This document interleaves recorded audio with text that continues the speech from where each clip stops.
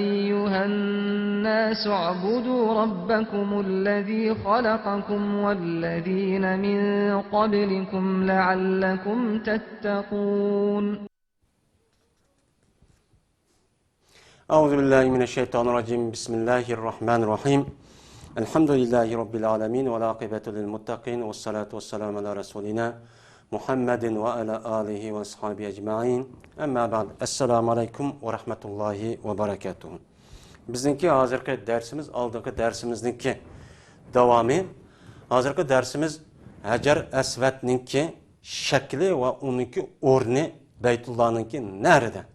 Muş'un üstüden. Toxtalımız hem de biz kürüvatkan Hacer Esved yani hemmimizge ma'lum. Lekin o ma'lum bo'lgan bilan burunqi tarixdan bu yan nega qo'yilib kelgan, nada buning ustida ham uningki shakli bo'lgan 3 bucaqmi, 4 bucaqmi, uzunchaqmi buning ustida to'xtalamiz. Endi Hajar Asvad degan, yani jannatga kelgan bir tosh.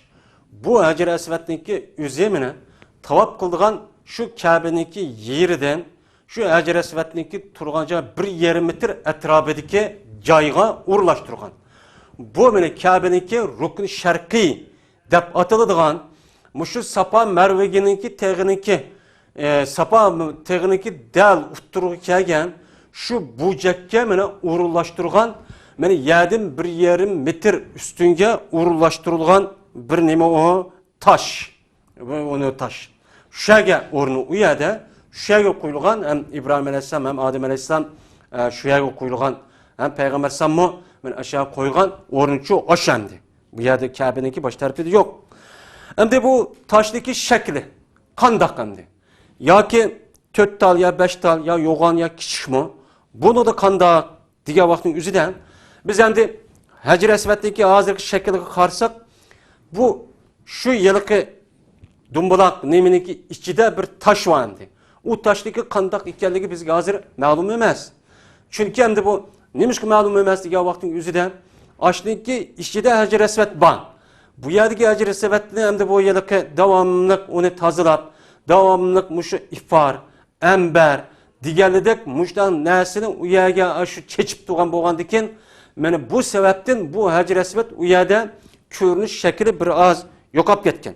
Va unida boshqa bu Hajar Asvadni tarixdan bu yan ba'zi bir yilqi ozg'un pirqilan shu Makkani besib olib şu vaqtdagi o'zida Hajar Aswadni qo'mirib, bular shu qaramita sular nemisi podshohlik deydi. Mana bu xavarij nemelardan bular 17 yil, 16 yil atrofida ep ketib, undan ular mag'lub bo'lgandan aniki qayta akilib, yana Hajar Aswadning o'z joyiga mana qilib qo'ygan. Mana biz hozir biz suyuvatgan, biz silavatgan Hajar Aswadniki o'zi mana hozir 8 parcha. Bu 8 parçadan ibaret olan bir taş olup, bununki en çoğunluğu şu bir tal xomuchilik bayamdı. Çoğun nemisi xomuğa okşaydı o. Çoğun miktarı bununki. Yani bundak yılıkı buluştuk sebep, şu yılıkı ipkaş ketken vakti üzerinde taş esi 1,5 metre etrafında bunu uyar bize kötürüp jürüp, parçalı vatkan iken. Şimdi bu Hajar Aswadniki, yani bu tarihten bugün bazı alimlarınki değişken, 15 parçaydı deb bazı alimlerimiz muştaq deydi. Bu mene tarihi hicriniki 1300 yani 14. asrniki baş tarafida mene bir Kurdi degan alim shundaq ko'rgan ekan. Shunchaq ko'rib, shuchaning o'zida 15 tane parchasi bo'lgan deb deydi. Buning ichida 15 taniki ichida qog'ini Ka'baning teminiki ichiga kirib ketgan 8 tanesi Muşu yılıkı ambar, ifa deganidek bir narsani shu davomli uyak qilaverib, davomli uyak chaplab verib, shuni bo'lmandiki ko'rilmaydigan mushunda bir holat shu kelgan deydimdi. Bu toshdagi qepqog'ini mana shu islom din mana barliq kelgan shu 6-asrdimi? Mana shu chan o'zida bu ba'zi bir qismi ichida. Tamniki yani Ka'baniki teminiki ichida işgallik bu yerde ma'lum. Qolgan bir qismi bo'lgan bo'lsa, meni sirtda deydimdi. Hajar Aswadni hamda muayyan ko'rgan ba'zi bir olimlar, masalan Muhammad ibn Nafil Xuzai degan odamniki bir gap voqea. Buni da men Hajar Aswadni taz inchikilab qardim deydi. inchkilab qarab, mushu yiliqi ayrim nimqa vaqt ekan, bir qor ekan deydi o. Bununki beşida faqat bir qorliq bor deydi. Qorliq bo'lib, bu tashniki qolgan besh tarpi qora, qolgan tarpi oq ekan. Bununki uzunluğu bir gaz mushtaq keladi ekan degan rivoyat bor.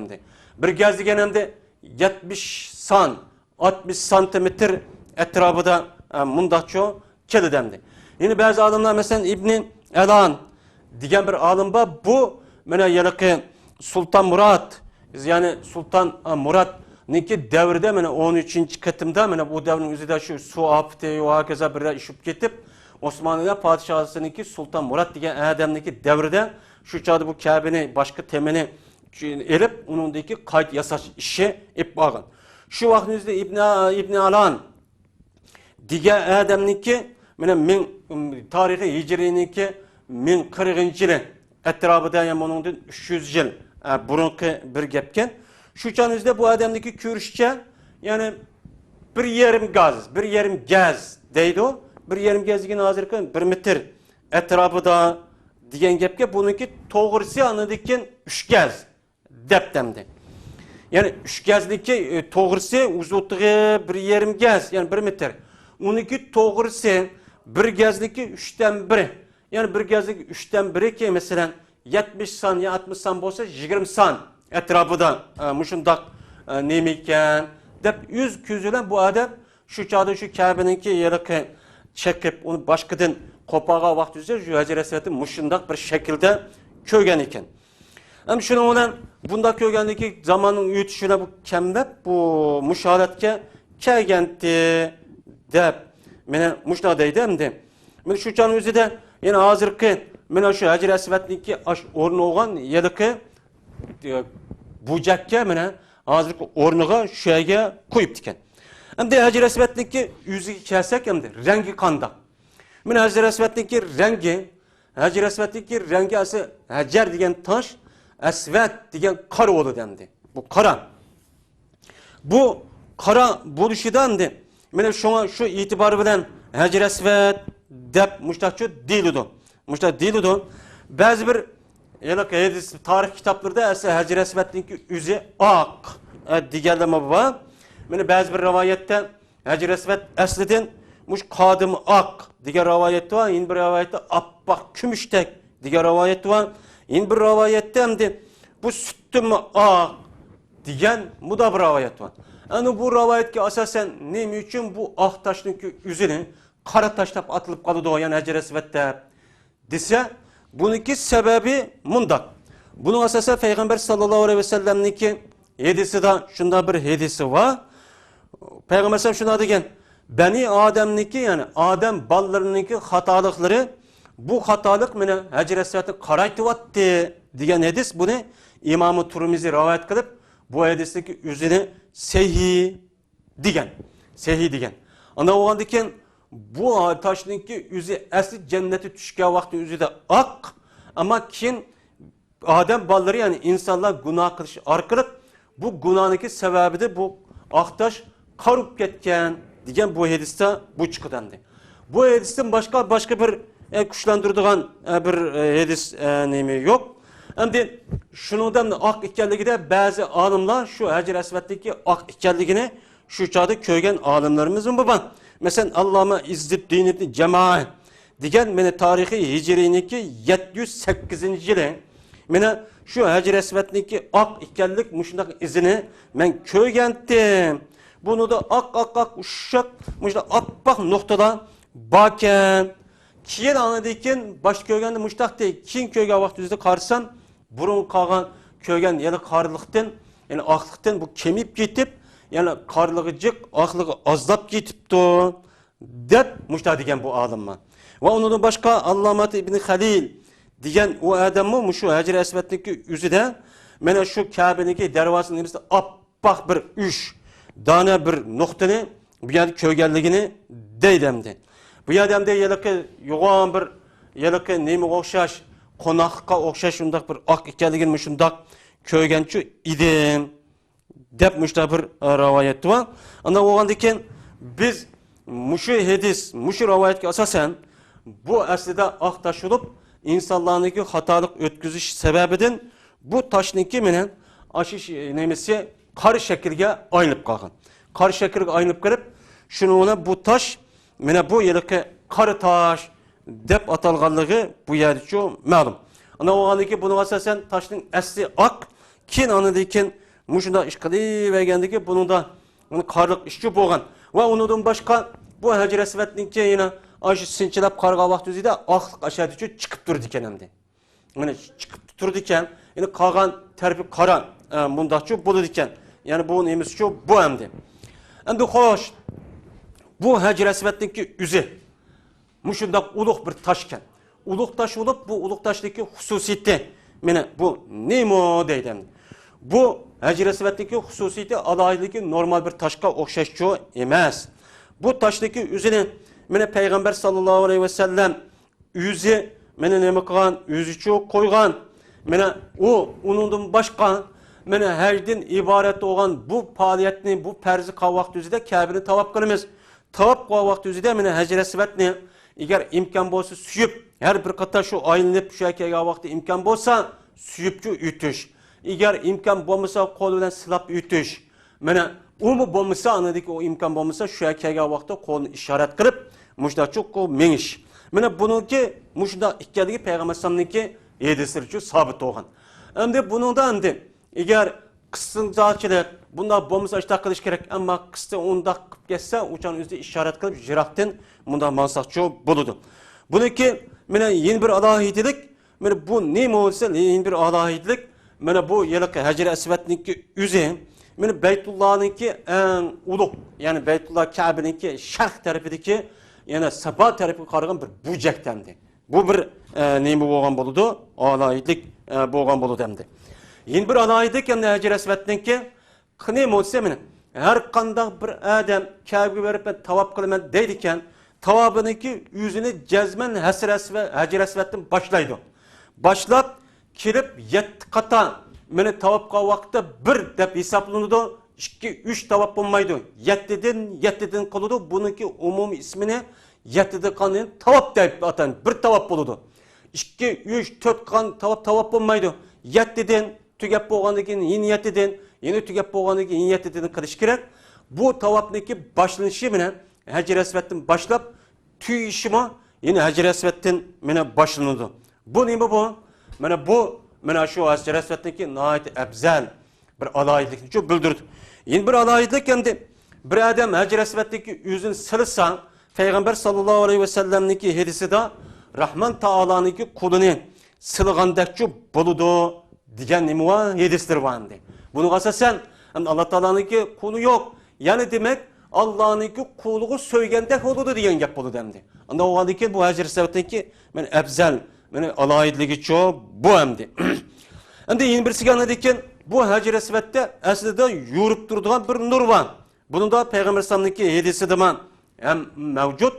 Buniki yeni bir alohidligi Hajar Aswadning mana Hajar Aswad qiyomat kuni Hajar Aswadni kim silab, kim suyib, kim ishorat qilib suyish va uni mana silash imkon bo'lmay ishorat qilgan odam bo'lib qolgan bo'lsa, bunga nisbatan Hajar Aswad qiyomat kuni guvoh bo'ladi deydi endi.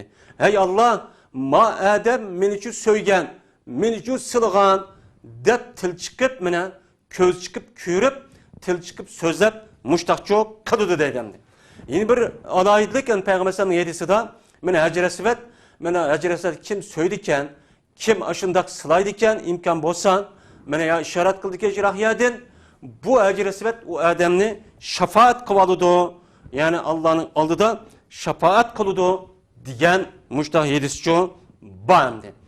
Endi yeni bir alohidlik mana payg'ambar sallallohu hadisida va Hajar Aswad degan yaminulloh fi ardihi, ya'ni Hajar Aswad degan Allohning zimindagi qo'li degan bu hadisi bor.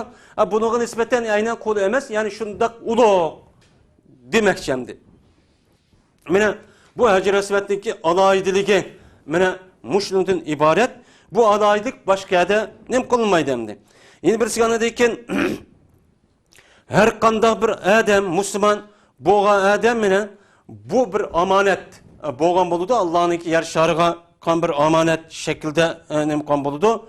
Mene bu amanetdeki üzünü mene kandak kılıdı insanların üzü meşi cenneti çıkıp aşağı bergendikin bunu saxlaşqa Allah Taala va'da şu bergen va'da qilgan. Yani siz saxlanglar bunu deb. Unda bo'lgandikin mushu xususiyatni Allah Taala Hajr Savatga mushundaq qilgan bo'lgandikin biz ham mu'minlar, musulmonlar bu Hajr Savatdan keyin mene mushundaq bir alayda bir taş ekanligini uchun bilishimiz çok kerak va undan boshqa mene biz imkon bo'lsa haj qilgan va haj masalan ömür qilgan, ömür qilib bo'lgandan keyin yosh qilib bo'lgandan keyin tavob qilmoqchi bo'lsak, agar imkon bo'lsa, mana hech qanday bir odamga azor bermaydigan, mushundaq odat bo'lgan bo'lsa, agar imkon bo'lsa, mana taqbil suyishimiz yoki silishimiz çok kerak. Agar unda bo'lmasa, u yerning o'zini qistab opirib qilish durust emas. Bulup bu ayollarniki unda bir yerga olib berib, men so'yib, undaq silab qilaman deyishi bu durust olmaydi. Agar odam yo'q, bunda kendi her kişinin hemmesi kendiçi tutup duruptu. Uçağın üzerinde uçağında ayallah bas buludu ama ayallah benim namahrem, bana bu yat bir erninki kolu ya bedeni, bu yat bir ayalığa tiyip kalganlığınki üzü bu haram buludu. Ana o anki bu Hacı Resvet'teki suyuştaki üzü ya sünnet ya mustahab. Yani hadis sabit olanğa asasen bu sünnet desek sünnetni kılmen de haramla kılışka bulmaydı. Şoň eger imkan bolsa, o bolmasa aş kolumuzda şundan işaret kılıp Bismillahirrahmanirrahim ekber dep işaret kılıp şu yerga menip ketsek, mana bu yerde söýgendek hem aşo sılgandek savapçı boludu. Ve ahir davana elhamdülillahi rabbil alamin.